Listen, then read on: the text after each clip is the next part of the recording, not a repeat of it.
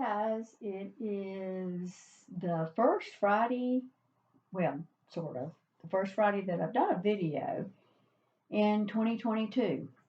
Let's pray that 2022 is better than the last couple of years. It sure did start out in a questionable way.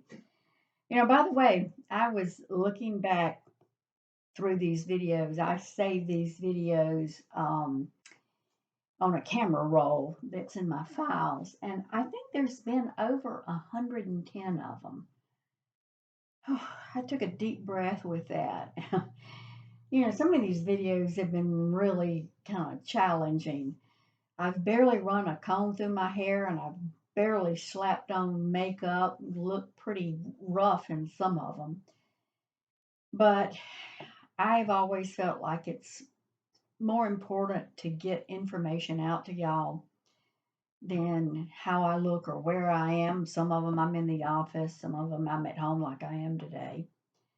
Um, and today I'm kind of casual. It's cold, and I've just felt that way, and I think I'll continue to feel that way. So I can only say, people, it's real.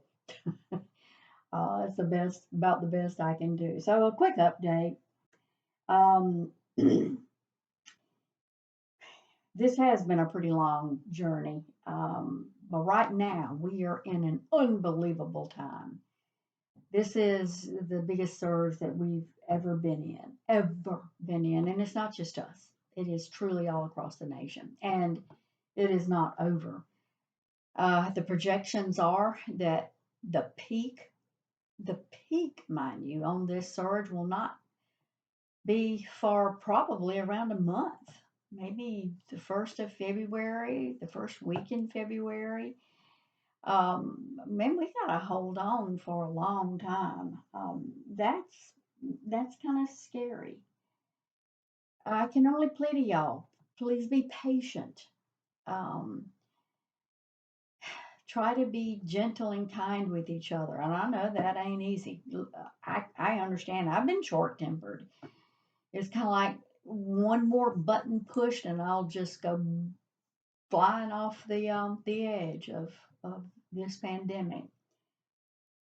We all are doing the best we can. I know we're all running as fast as we can, and we're all dealing with pressures that are just incredible.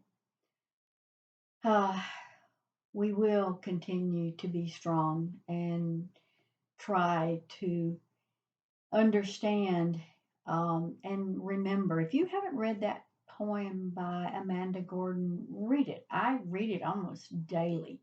I don't have it memorized yet by any means, but there are words in there that apply to almost every circumstance, every situation.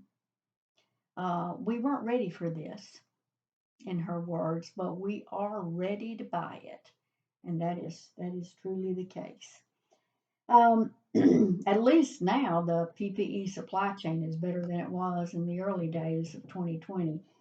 Masks are available, and most of the PPE that we need are available. But by the way, a word of caution, not to our own site clinical staff, because I think most of that situation we provide masking for, but there's a lot of studies that are coming out that not all masks are created equal. So when we're out in public settings, we really need to be careful about our masking. It used to be that cloth masks were all okay, but there's some questionings being brought up about how effective cloth masks really are, and face shields, ugh, just face shields, not being recommended at all. So try to stay on top of this, and remember that things aren't the way they were even back in 2020 or during the Delta 2021.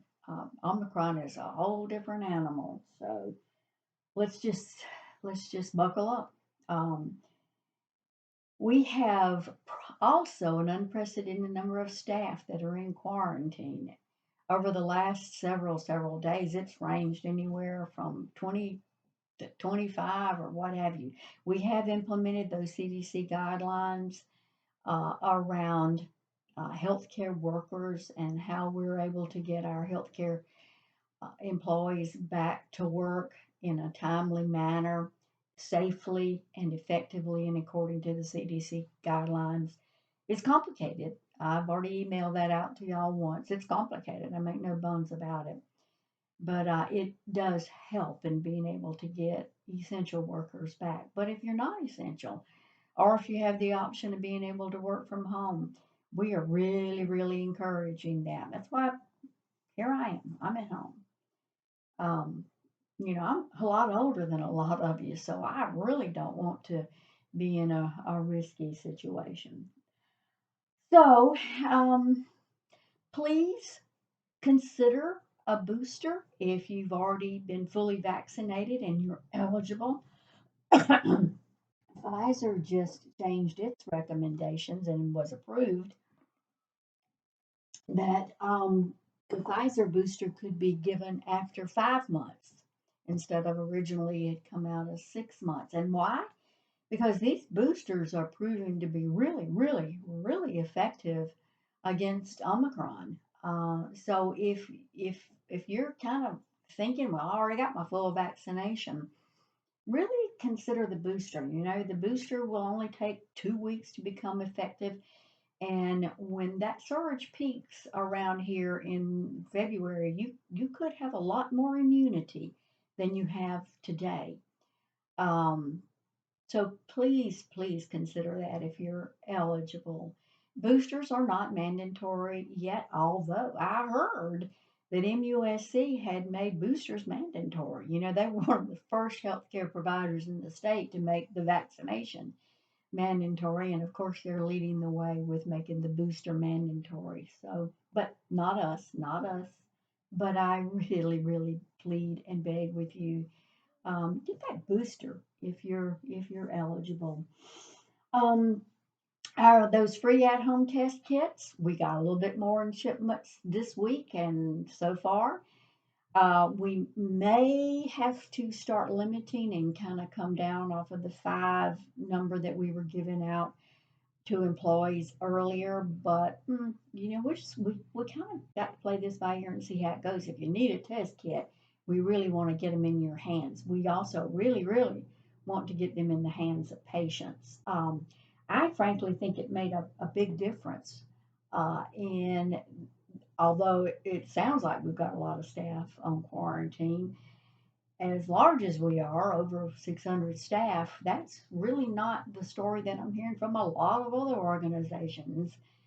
So I'm hoping that those in-home test kits did make a difference, and folks tested and said, "Oh, wait a minute, before I go back to work, it looks like I could be positive." So we're going to continue to get them out.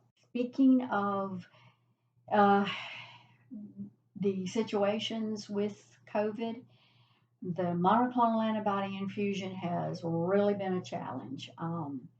It's been a challenge in a lot of different ways. We have been limited on the supply, not only the supplies for the infusion itself, the drug, the med, but also other things that we needed, like IV tubing, extension kits, saline flushes. And I really want to give a public shout out to MUSC, who came through for us, gave us some more medication for the IV, and also McLeod, who came through for us and some of those supplies, extension kits, tubing, and saline flushes. But we still have limits.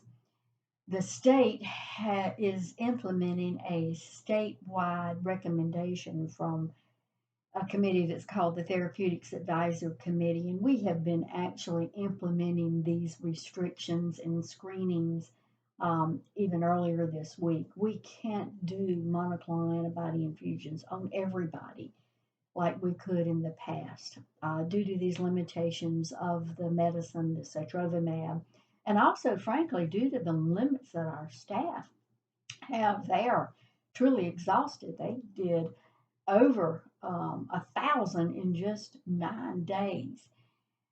That's why we're putting some limits into place. Next week, for example, monoclonal antibody infusion is only going to be available Monday, Wednesday, and Friday. The week after that, you're just going to have to check on our webpage to see because we're closed on Monday next week. Not next week, week after next. Don't forget that is my Martin Luther King holiday. And we don't want patients to have to go too far between when we offer our last day and being closed on Monday means that we wouldn't have it available. So the jury's still out. Just we'll publish it on our webpage of when the week of January the 17th that the infusion will be available. We are sadly, kinda, good news and bad news, also putting into place security over in Hartselle. It's been incredible what has happened over there. And I understand people are angry.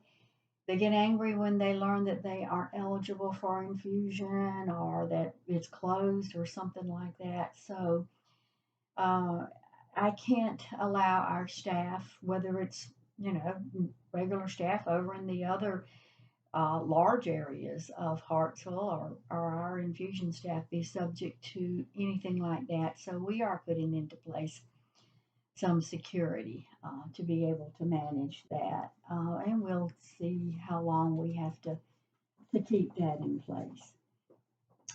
Um, Today, I'm sure most everybody out there knows this is the last day where folks can get a vaccination and be eligible for continued employment at CareSouth. And actually, you've done an absolute amazing job. Um, we, I was looking at an email that Denise provided to me. We only have 7 employees so far that we've lost because of their decision about fulfilling this health requirement for continued employment at CareSouth. Only 7. And we've got over 600 employees. Now, we've got some staff that can't get the vaccination right now. They might have had a monoclonal infusion or some other medical exemptions, but still, 7. Amazing.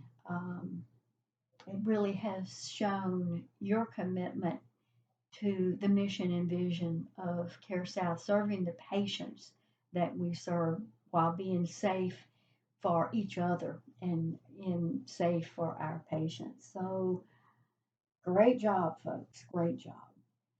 Um, I really think that's just about all that I had on my list that I wanted to update everyone on. No sense dragging this out.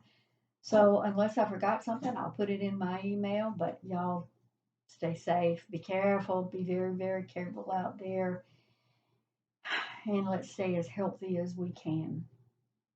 Each of you are too important. Um, and I don't want to see anybody sick that we can possibly prevent and avoid.